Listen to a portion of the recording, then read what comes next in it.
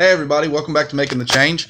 Know it's been a while since I've posted a video. Sorry about that.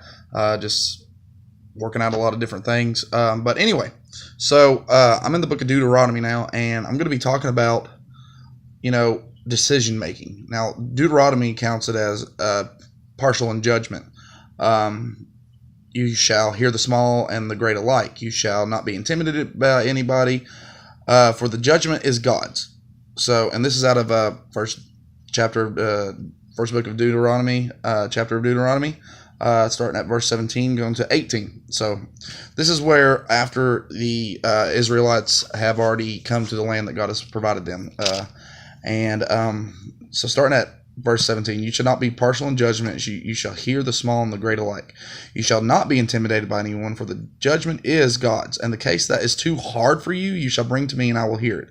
And I command you at that time all the things that you should do.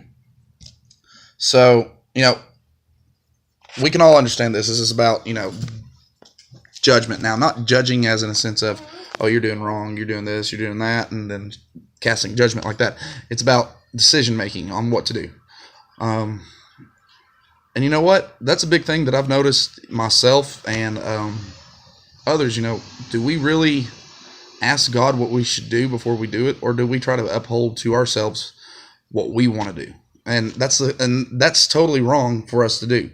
In every aspect that we do, we're supposed to ask God, is this where you're leading me? Is this where you want me to go? Is this what I should do? To the simplest of every minute of every day, if you're having trouble with a decision, do we not realize that God gives us decision-making skills, that he will present to us what we should do? Or are we going around just, I got this, I'm going to wing it? It's not about winging it. It's about God lifting us up and doing what he wants us to do. And that's a hard aspect. In any case, a lot of us, especially me, we can be stubborn. We don't want to have to rely on someone else to make a decision for us. We want to feel like we have our own brain. But you know what? When God is consumed in your life, he becomes your heart. He becomes your mind. He becomes your soul, spirit. He becomes everything.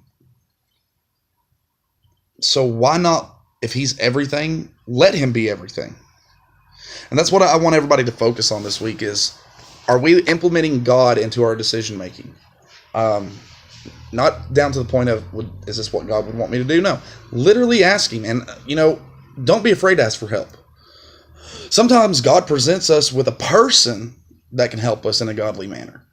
He doesn't always give us that big sign of what to do because, we have to go by faith.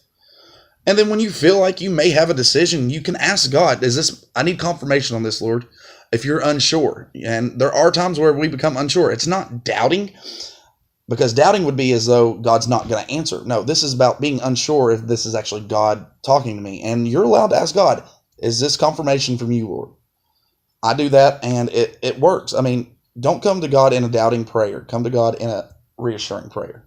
So that's what I have for you all today. God bless you all.